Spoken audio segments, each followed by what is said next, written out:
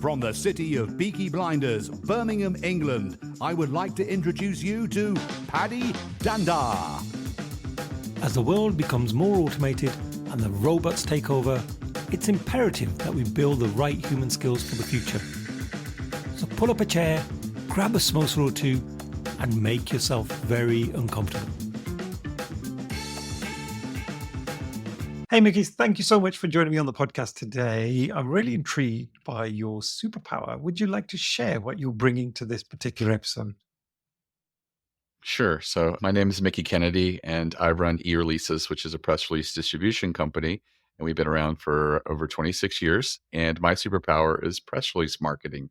It's using press releases to market a business and to ultimately drive more sales and increase your conversions, as well as your customer loyalty through earned media. And that's what we call it when you get articles written about you, because you've earned that media. Oh, nice. And would this apply to sort of individuals as well that are kind of self-employed, or is this more for the big corporates?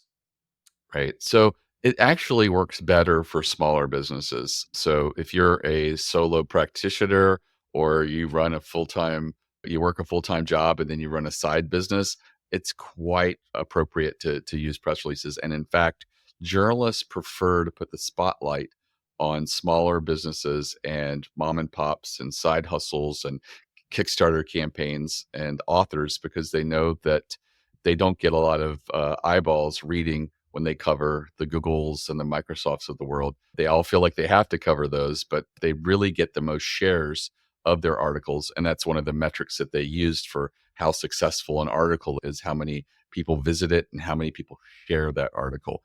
And they get more shares when it's a unknown entity. And often these are really small businesses that they put the spotlight on. And it's often because their audience doesn't know about these businesses, doesn't know about the tools or services or products that they have. And so it allows the journalist to be seen more as a curator, bringing this little discovery to light. And as a result, the smaller you are, the better you generally do with PR. And I'm guessing as an 11-year-old, this wasn't your dream job that you wanted to get into. So how did you end up here? So I think my dream job was always to be a writer, a creative writer. And when I went to college, I really got into poetry and writing poetry. So I pursued a master's of fine arts in creative writing with an emphasis of poetry. And that's a 3-year program. And I was going to just write poetry and wait tables my whole life. I did that part-time during college. And then after I got my degree about 28 years ago, I started working full-time waiting tables during the summer. And I'd been waiting tables 4 or 5 hour shifts in the evenings, mostly after school and stuff. But now I was working 8, 10, 12-hour shifts. And I just realized I did not want to be doing this the rest of my life. My ankles hurt, my knees hurt, and I just felt like psychologically tortured at the end of a long shift. And so I decided I needed a safe office job. So I applied to a lot of jobs at the time, and I got hired at a telecom research startup in Washington, D.C. as employee number 3. And because I had a background in writing, they said, hey, start writing press releases and sending them out. And the owner of the company was a telecom attorney, and he said, oh, don't expect much. We send these out and not much happens. And he handed me a Rolodex of about 100 journalists, and they were fax numbers.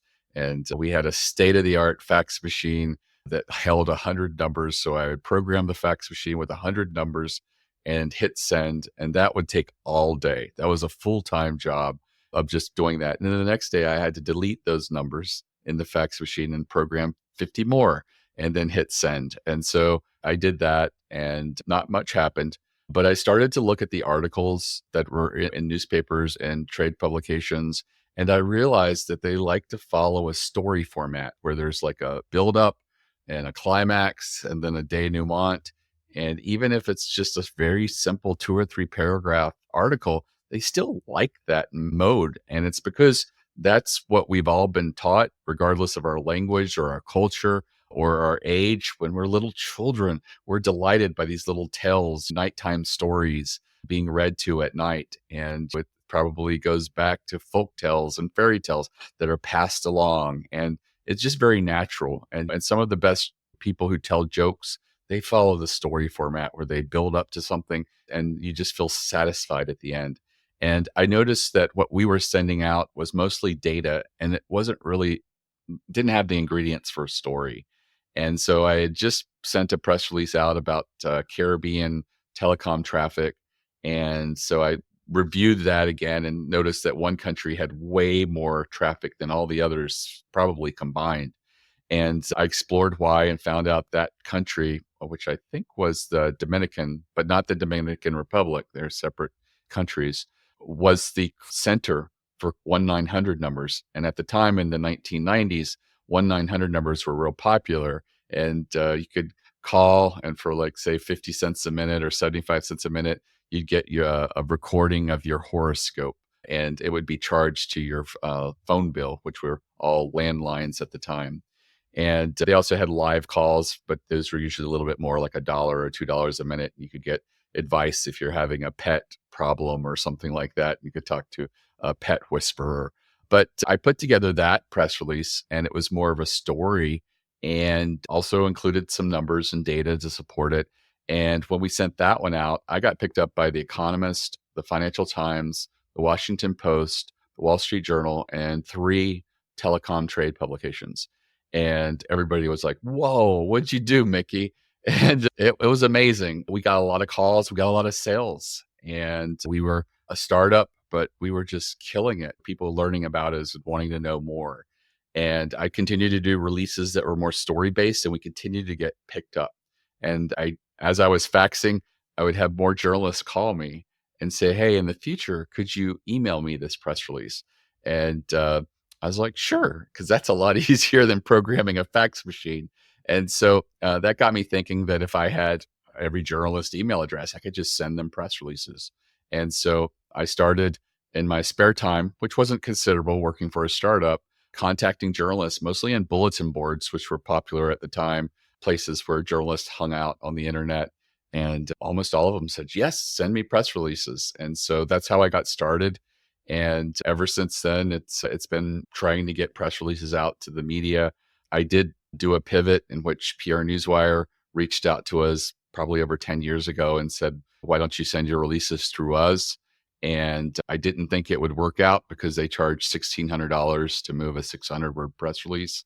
And I was charging my clients at the time $300. And so despite that, they liked the small business market and wanted to support it. And they knew that their sales team would never reach out to these people because they just don't do enough volume or have enough money available to spend tens of thousands of dollars. And so we were able to work together. And today, all of our press releases that eReleases issues go out nationally over PR Newswire, and you don't have to pay $1,600.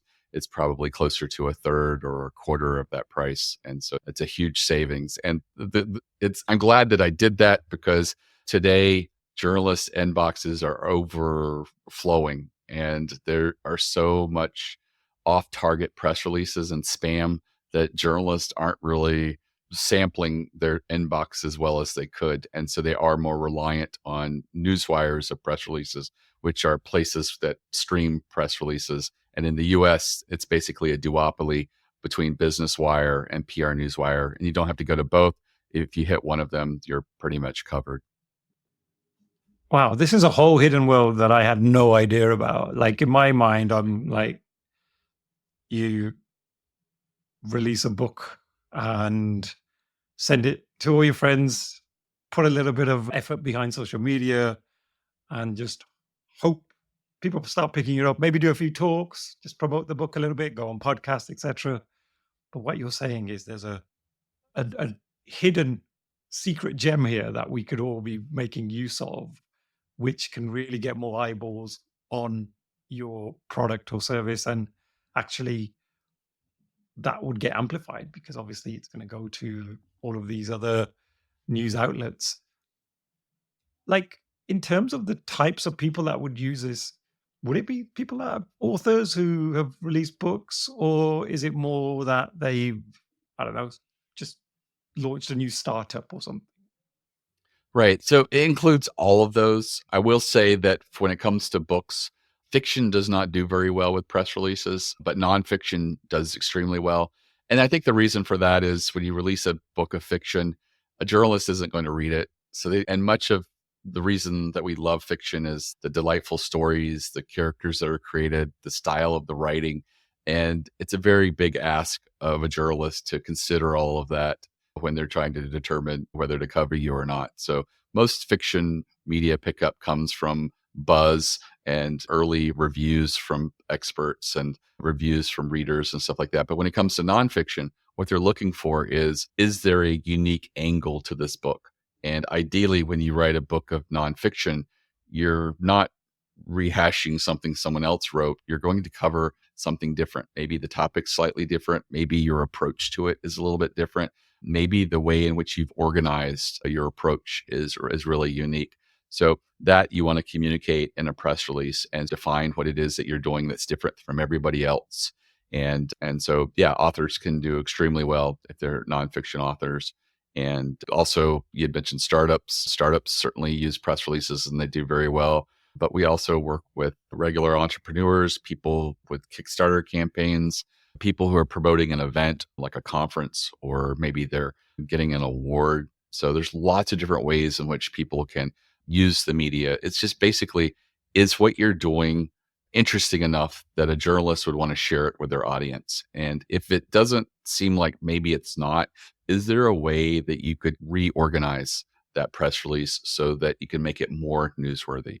And some of the things that you can do is like take publicly available data that's out there and put it in your press release. So if you have a logistics software solution for the transportation industry, maybe you point out a publicly available number, like the number of businesses that fell in the first 5 years in the transportation industry. And you can say, hey, 57% of new transportation companies fell in their first 5 years, often because they can't get their cost under control. And our logistics software solution answers that by making it predictable, and you're able to easily incorporate that into your pricing. And so that shows the stakes of why your product is so important, the fact that so many businesses fail on this one critical issue of profitability. And so there's other things that you can do, but just think about it from the perspective of a busy journalist who is a gatekeeper, and they want to entertain and educate their audience. And is there something you can do with your messaging to make it more likely that they'll want to do that? And one of the most powerful things you can do is inject a story. If you have a product launch press release, and I see a lot of those that are just, here's our product, here's a list of features, and here's a page to learn more. And it's not a lot for a journalist to turn into a story. But if you put a use case study in there, like, hey, this transportation company had been losing more than 7% a year for the last 3 years. And after a 120-day pilot using our software, they are projected to have a 5% net profit for the first time at the end of this year. And so that was like, wow, that's a really good turnaround. And then you could have a quote by them talking about how easy it was to incorporate this software into your pricing and going forward and things like that. So that is a story that journalists would be receptive to. And so just try to, I call it, reverse engineer what you want to announce in a way that you're incorporating elements that would entertain and educate a journalist audience. And if you can do that, then you can succeed very well with press releases. Could we do a quick experiment? Sure. So imagine I'm just about to launch this podcast, even though we're about 160 odd episodes in. My tagline is human skills for the future to help you thrive in the age of AI. And as we know, AI is a big topic at the moment. Everybody's talking about it. And there's a lot of uncertainty on, I guess, the future of jobs and what's going to happen to us, and are robots going to take over everything we do. So I guess the podcast is aimed to give people inspiration and encourage people to learn and build those human skills. Could you give me some tips on if I were then going to announce that in a press release? Sure. So this is a case where I would look to see if there is some publicly available data out there, in particular in the industry that you're trying to market to. And if you're a general all industry type of thing, are there some publicly available data that's out there? If not, I would suggest that you do a survey yourself. And it's actually pretty straightforward. you would ask questions around AI and people's fears about it. Do you think it's going to replace your job? Do you think it's going to impact your industry in a negative way? The things around that, and get that survey out there. You're going to take that link for the survey and you're going to approach maybe an independent or small trade association. The large ones have their own PR departments and they don't cooperate very well, but more smaller and more independent ones. And you just approach it and say, hey, I have this link to a survey that I'm doing on AI and how it's impacting the industry. And I would love for you to send this to your members. In exchange, I'll mention you in a press release. They'll be going out nationally over PR Newswire in the coming weeks. And so they see it as a win to get a little bit of media attention because they hardly ever get any attention. A lot of people don't even realize these small and independent trade associations even exist, but some of them have a few thousand members. And so you're looking for at least 100 responses and you send it out and then you look at the results of the survey and you go, what would surprise the people the most? And you focus on that. And so you might start with, according to a recent survey conducted by you and your podcast or business name that was conducted on the members of this particular trade association, we determined that almost 2/3 of people believe that their job is going to be replaced in the next 5 years. And then you could go into a quote by you that says, hey, while I don't believe that's true, I do think that those who do not develop skills to adapt and utilize AI are going to be at a very serious disadvantage in coming years. And I think this is a great opportunity to learn how to hone the skills that are going to be necessary for AI to work and to complement AI. And that's what my podcast is about. And then perhaps give a couple of a use case study, like this graphic designer thought that they were going to be replaced by AI. And it certainly looked like Adobe was going to do that. But now he leads a team of 6 people who all utilize AI, and they've increased the amount of clients that they work with from 3 clients at a time per person to say 40 or 50 clients at a time, because AI is allowing them to leverage and utilize a lot more opportunities, things like that. And so you're really cementing the value of what your podcast is doing. And you're also approaching it very level-headed and recognizing that there is some panic in the industry and the market that people feel that their job's going to be replaced. And yet you're going to show them that, hey, there's a way in which AI is going to do a lot of the heavy work, but there needs to be someone there still looking at the end product and determining that it's perfect for the client, who's looking at the prompts and making sure that they're asking the best prompts and getting the most out of the AI. And also leveraging perhaps future opportunities, additional things that can be done with the AI that we haven't even thought of yet. And so I think that something like that could really be like valuable information. And the journalist would look at that and say, wow, that sounds like a really amazing podcast. And this person's really doing something great. And I know that my audience is going to be really surprised that almost 2/3 of people believe that their job's going to be replaced in the next 5 years. But we're going to excite them with that revelation, but then we're also going to rationalize why that is a bit of a fear that they shouldn't actually hold, but actually should approach this as an opportunity to develop more skills and learn how to take advantage of AI and actually make AI make them a better worker. Oh, that's brilliant. It's getting me thinking now. I should have done that when I launched. But I guess I could do it now. Or is this usually done right at the start of something that you're putting out there? You may look for a milestone, like maybe when you reach podcast 200 or 150 or season 3 or whatever it is that's an important milestone for you. That could be an opportunity to raise your flag and say, hey, look at me. I'm worth noticing and looking at. I will say that the media loves numbers. And so if you were to do your own survey, I think that would be something that they really like. And I didn't mention this, but I do recommend that when you do a survey to build out a page on your website where you put all the questions and answers.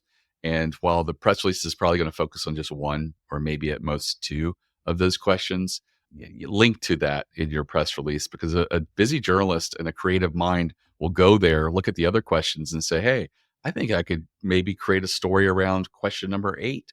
And then that can get you some more media attention, and also be like, hey, maybe I could do a press release on question 8. I didn't focus on it, but this journalist is right. That's a really interesting perspective. And so there's a lot of opportunities with surveys. And I think that that's a really great opportunity for anybody, because there's no rules on who can do a survey. It's just you putting it out there, and you being the author of the survey, you are by definition newsworthy. And people are going to want to include your quote of you talking about the survey. And so it's a great way to just stand out and get a lot of attention in your industry. And once a journalist picks that up, like, what do they do with that? Is that then rehashed into an article, or do they pretty much take what you've given them and just copy and paste that stuff? What then Right. happens beyond that? Journalist is always going to write the article. No media outlet is going to want a copy and paste job, because they don't control the copyright of it. And it's just open source for the most part. There are some exceptions, really small businesses like bloggers and media outlets that are just like, don't really care, may copy and paste, or maybe copy and paste bits and pieces.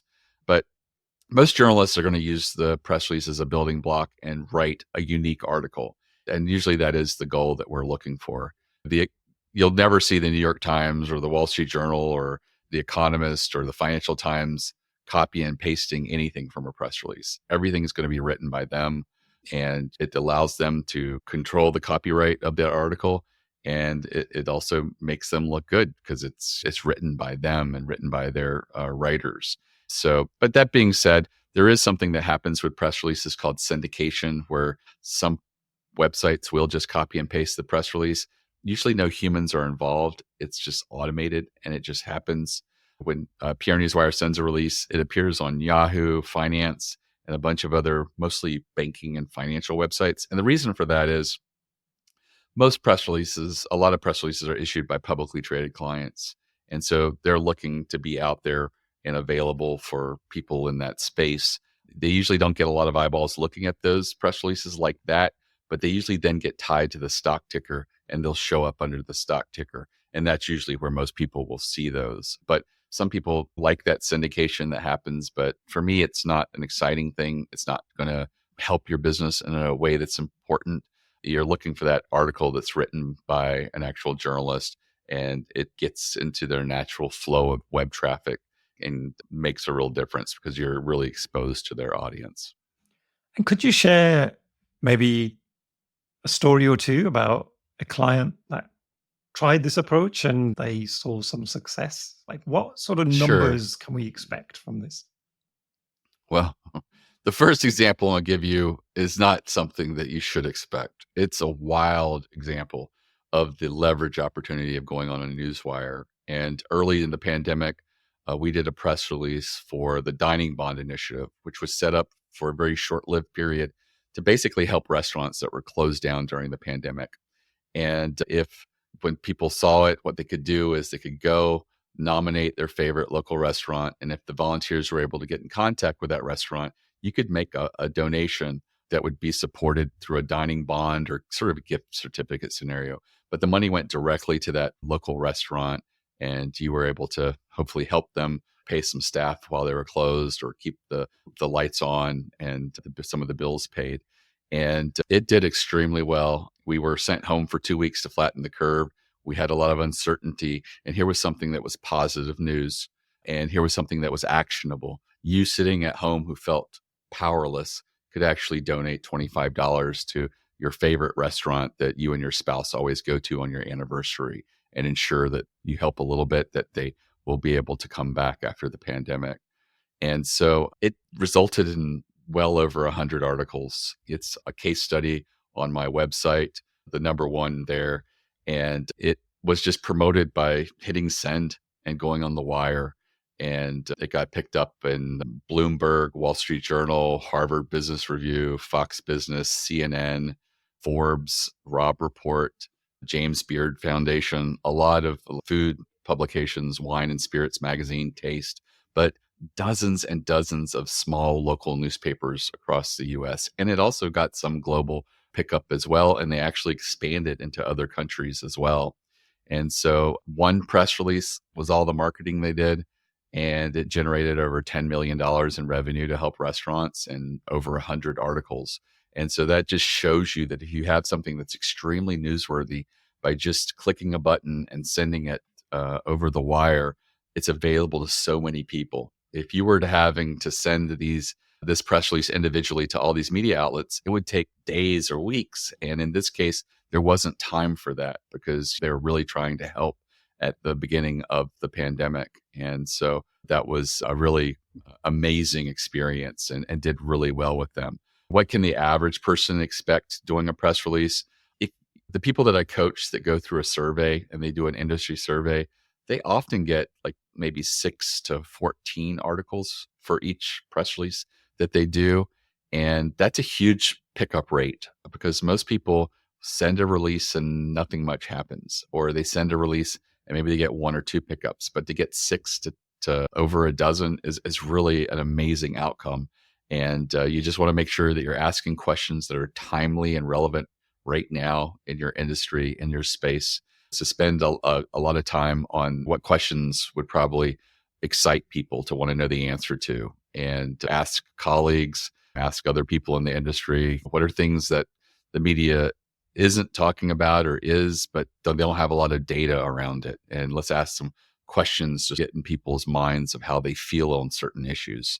And don't feel it's like AI is one question. You could literally ask 5 or 6 questions around the subject of AI in industry to really focus on certain aspects of it. Like, do you feel your job's going to be replaced by AI? Do you feel AI is bad for the industry? Do you feel that there should be laws and protections governing the use of AI in your industry? Do you believe that there are skills that will be used to incorporate and use AI in the future that could be an opportunity for you that may get them to think about, oh yeah, maybe there is. So just look at those questions and get that out there. But that's one that just works extremely well. A popular press release that I see, I'd mentioned the product launch press release, and so many of them are, here's a product and here's a list of features. And this is probably one of the most important press releases to a business because you've launched this product, it's your baby, and you want it to succeed, and then nothing happens. And that happens quite a bit because they really didn't release it with the journalist in mind, and recognizing that journalists want a story, and you didn't give them a story. You gave them, here's a product, here's some features. And I can't remember the last article that I read that says, hey, here's a product, here's some features in a newspaper. It's usually more to it than that. It's a story. And so sometimes it's your origin story, what caused you to create this product or bring it to the world. Here in the US, we have Shark Tank, and every time someone enters there, the first thing they do is they share their story of like why they created this product or this company. And often it's sharing a vulnerability or just being vulnerable. And it's like, hey, I lost my job and I also lost my dad at the same time. And I remember we used to have this little thing that we built as a hobby, and we sold it at flea markets when I was younger. And I just sit there and thought, I wonder if I could build a business around this in a way to honor my dad. I know that in the UK, there's like Dragon's Den, and a lot of them follow the same approach where they share something about them that's personal, and it gives you that human interest element and makes you really want to care about them. That works in a press release as well. So your product launch, what was the story behind that product? What was it about the individual that created or thought of that product or the company? And sometimes you can lead with that, but sometimes you can't. But you can maybe put it further down in the press release. There's always a boilerplate section at the end of a lot of press releases where it says about company or about the person, if it's a person releasing the press release about them. And it's usually like 4 to 8 sentences that just gives a synopsis or elevator pitch about the company. But that's something that you could incorporate in there, sharing your origin story, what it was that motivated you to create this business or what was really unique about you that's worth telling. And anything like that can really help you tug at people's heartstrings. And a journalist knows that's what their audience craves. People want to feel, people want to see, people want to discover.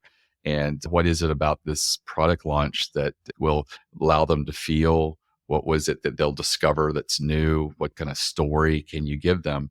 And just keep that in mind. And I think that if you approach it like that, you'll have a lot more successes than failures. And I've worked with clients who've had like one press release do so well that it just really transformed their business. The company that I worked for in DC, the telecom company, we started doing press releases about the economic situations in developing countries. And we noticed that over years, there was often telecom traffic growth of more than 10%, 2 to 4 years preceding massive economic growth. And so that's a signal when international traffic boosts itself by double digits for a few years, that it's often followed by a huge economic growth and push. And all of a sudden, we started getting so many orders from investment firms, hedge funds, VC capital people. And we only ever sold to telecom people before, telecom companies, telecom attorneys, telecom analysts. And now we had opened up to a completely new arena of people who found the data so valuable. When I started, we were charging $600 a year for that data. They're still around, and then they charge over $25,000 a year for an individual or a company to have access to that data. And so I think that all of the things that we did with the media were very instrumental in bringing the value to the market and letting them know about it. And I don't think that would have happened with the prices that they're charging if it wasn't for all the groundwork that we did with the media and all the successes that we had.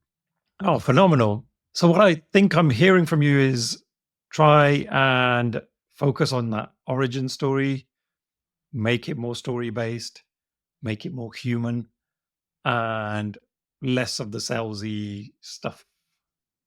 Correct. But if people like you, they're going to want to do business with you. You don't need to sell to them. If it's like, hey, is this a product that we could use? I really like this guy. I heard him on a podcast. I want to do business with them. Same thing happens with articles. Same thing happens with everything else. And it really isn't about necessarily your salesmanship or how perfect your logo is. People want to do business with people. And anything that you can do to break through and get people to care a little bit about you or be curious about you is going to help drive them to be a lead and ultimately a customer. I was going to say, as soon as I saw your glasses, Mickie, I was like, I want to do business with this guy. I love those glasses. They're so super colorful and bright. Is there a story behind the glasses, by the way? What's your origin story? There is. So I started being a guest on podcasts during the pandemic. I was lonely. And I felt like here was a way that I could talk about my business and talk about PR and also have a social element interacting with someone. And so that June, for Pride, I ordered these glasses, the rainbow glasses. And I thought, oh, I'll wear these to support Pride during June. And I took them off in July. And every podcast I went on afterwards said, oh, you're not wearing the glasses. I saw you in the past wearing the glasses. And so I was like, I think this might be my thing now. So I put them back on and I've been wearing them ever since. Oh, brilliant. And they're very memorable. Apart from obviously the great insights you've given, I'm going to remember you as the colorful glasses guy. Like that's the thing that's going to be in my head, which is great. In terms of press releases, is there specific times of the year or certain seasons that you should aim for? Or does it really just depend on the type of product or service that you're kind of launching? Right. So it really depends on what you're launching. There's no perfect time for PR or press releases. I know that towards the end of the year, a lot of people put together press releases about maybe top 10 list of, for example, podcasts, top 10 podcasts in a particular industry. And what you don't realize is that if a journalist is really busy and you provided them with a really good top 10 list, and let's say that your podcast is in historical podcast. I say that because I know one that was a short-lived series podcast on Abraham Lincoln, and they did really well. And one of the things they did is they put together a list of the top 10 trending historical podcasts right now. And they put themselves as like number 6 or 7 and surrounded it with a lot of other great podcasts that were history people would love. And so a journalist looking at that would say, there's a lot of great podcasts on here. If they do research, they'll say, yeah, these are amazing podcasts. They're not going to look at every one, so they won't notice that you're a new podcast and you've just slipped yourself in, they'll just copy and paste all 10 and promote them. And that's one of the weird places that a media outlet will copy and paste from a press release. I don't see a lot of New York Times and Wall Street Journal doing it, but I routinely see USA Today do that. Top 10 bed and breakfast in New England to watch the leaves turn.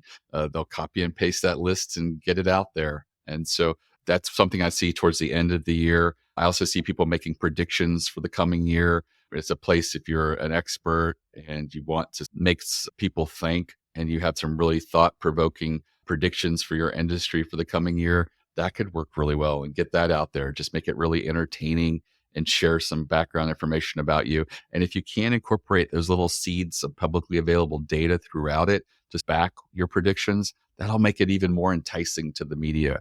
But generally, you're going to want to release stuff as you have it. I tell small businesses, try to do it at least quarterly. Try to do 4 press releases a year. If you can do it every other month, that's great. But find something that you can do that's sustainable. And what you'll find is if you do it on a regular basis, the first year is usually the most difficult. There might be some successes. And if you do more strategic types of releases, like the survey and story-based stuff, you definitely will see pickups.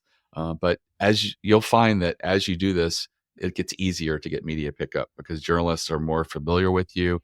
And sometimes they'll be like, oh yeah, I've seen them a few times. And I think I'll explore them a little bit and see if there's an approach that I might be able to use. I don't love that press release, but maybe I can find something that will make them work.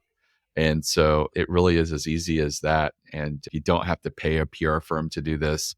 We offer writing at eReleases, but I tell most people you can write this yourself. The most important thing is be strategic and do strategic types of press releases. And to that aim, I have a whole masterclass that's completely free that talks about strategic press releases. And it's very short. It's an hour-long video, and it has some accompanying materials. But if you go through that, you'll probably walk away with 6 to 10 ideas for strategic types of press releases, the kind that would get picked up by the media. And anybody interested, that's available at my website, eReleases.com/plan, PLAN. And again, completely free. It was a 10-hour course. And I just realized when I bought my last course and I logged in and saw that it was like, I think I added up over 40 hours of videos. I just said, I'm never going to do this. I don't have the time to explore this subject that's basically a full-time job. And so I went back and revisited my video and really just cut out the noise and just focused on the actionable stuff. And so it's less than an hour, and I guarantee you'll walk away knowing more about the types of press releases you should be doing than probably most PR firms, because I really dive in there and get to the meat of it and the types of releases that are really working right now.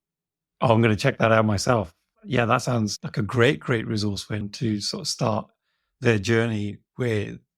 And so, Mickie, if I were going to work with you, like, how does it work? Do I have a consultation call with you? And then, like, how far do you go with me in terms of my press release? Right. So the website's eReleases.com. You can chat, email, or call. You'll speak to an editor, no salespeople. And our editors are really helpful. They'll walk you through the process of how it works. We basically try to work with what you're looking for. If you have a release already written and you ask for some help or opinions on it, we can get back to you usually in a business day or 2 business days with some ideas for improving that press release and then helping you schedule it with our service. I'd mentioned we offer writing, but we have press release samples on the website. You can also use AI because the end result isn't going to be written by AI. It's going to be written by a journalist. And so if you're writing, you just don't feel comfortable with it, you can lean on AI to write a press release. And I feel like press releases is one of the few areas that I feel like it's completely appropriate to do so. I don't think writing a blog post with AI is appropriate because it's going to be on your website, and Google knows if it's written by AI, and Google hasn't made up its mind how it feels about it. Like 1 minute it likes it, 1 minute it's not sure. So I just keep everything human written on my website, including my blog posts. But press release, it's going to get syndicated on a few pages that are going to have no follow tags. The journalist is going to transform it into an article that's going to be written by a human. And that's the goal. So I feel like lean on AI if it helps you write a release, but never approach AI and tell it, here's my company, write a press release about me. Because AI has been trained on all the press releases out there. And here's a grim statistic: 97% of press releases do not generate any earned media. So 97% of them are failures. And that's what AI is trained on. It's going to give you a failure idea. It's going to give you a safe press release that looks like what everybody else is writing about, but it's not going to be strategic or important, and it's not going to get you earned media. My masterclass focuses on the 3% of press releases that do get picked up and the patterns that exist within it. So you want to do your homework, go to AI and say, I have an idea. This is what I want the press release to be about. And here's some information about my company. Now, how would you organize a press release like this? And then like, okay, now give me five headlines around this subject and try to make each headline a little unique. And then you pick one, and then you go, now write the opening paragraph for this press release that you've just outlined. And you're like, okay, now rewrite it and then be sure to incorporate this element that I feel is very important. And then it rewrites it. And then you're like, it's okay. Now give me 3 different versions of that first paragraph, and then go on to the second paragraph. If you approach it like that, it takes a little bit longer than, say, just write a press release. But at the end result, you'll have so much more of a solid press release if you approach it paragraph by paragraph.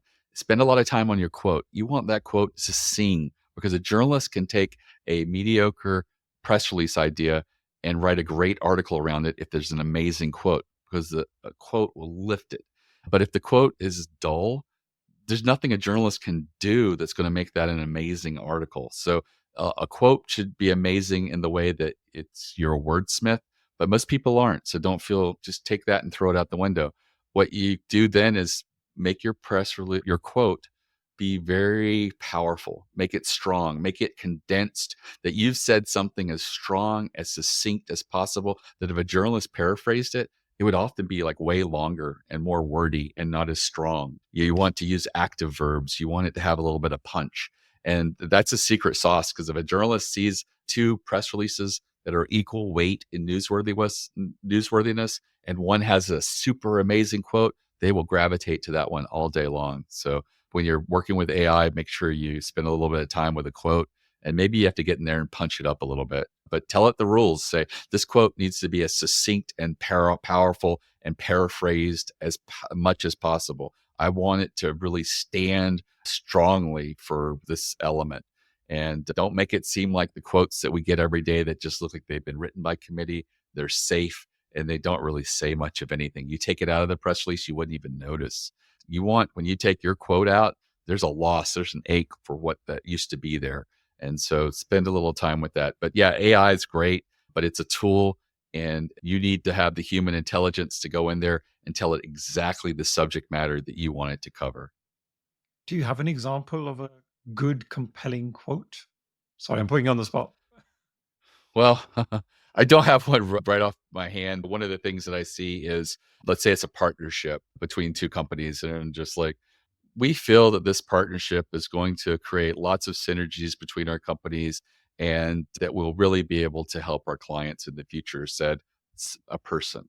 And it's like, that's so safe and whatever. And it's like a quote that would be more powerful, strong, is something like, we're ready to kick the dust on our competitors by working together and really showing the industry what 2 dominant companies can do in this space. It's like, whoa, it's intriguing. You had a little dust up in there. So something like that, just inject some strength into it, right from a position of power, and not as someone who's just saying something weak and something that's just soft. If you want to be a little controversial, that's a space that's safe to do that, because it's a quote by you. And as long as you stand by it and it doesn't hurt you in your industry, none of your customers are going to be hurt by you saying that we're going to kick the dust on our competitors or something like that. So feel free to be a little controversial there. Oh, I love that. And Mickie, something I didn't warn you about, but it's a question I often ask my guests. It's a fun question, which is, if you could have any superpower in the world to abolish or eliminate something in the world of work, what would that be? So is there something that really frustrates you in the world of work? I think needless emails. I go through my inbox all the time and it's just overwhelmed with newsletters that were sent on a schedule.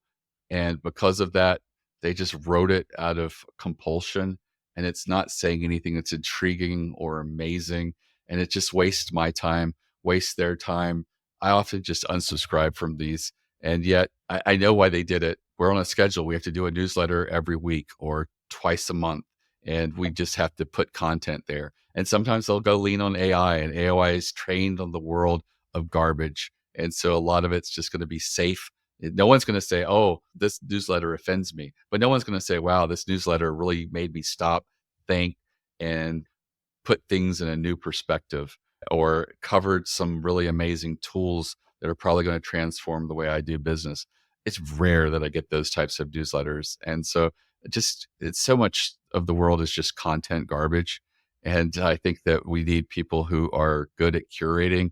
And I wish there was someone at the top of my inbox looking through there and saying, this is good, this is garbage, and just delete and unsubscribe me from that. And I don't think AI is going to do it, because I don't think AI has figured out how to cut the garbage currently. AI is trained on the world of poetry that's available online. And every time I've asked it to write poetry and even told it, don't rhyme, do it in free verse, non-rhyming free verse, it wants to rhyme and it writes garbage.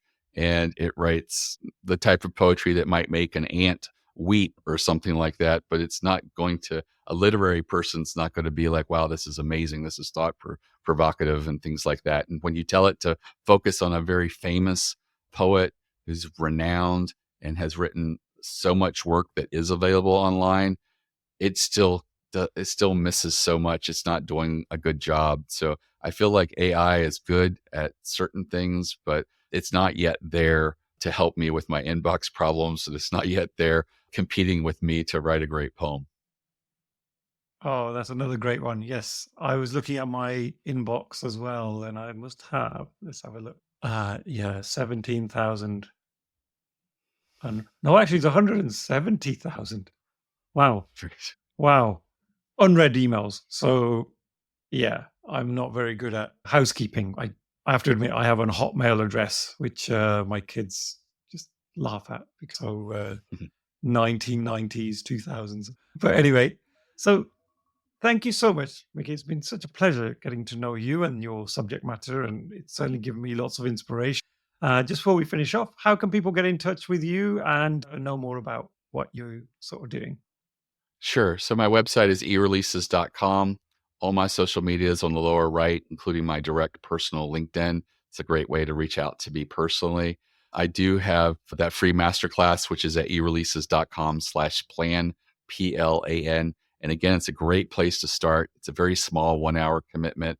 And I guarantee you're going to walk away with that with a better PR education than you'll get at any university. And I do welcome people to reach out with my staff. It's only editors, and they're there to help.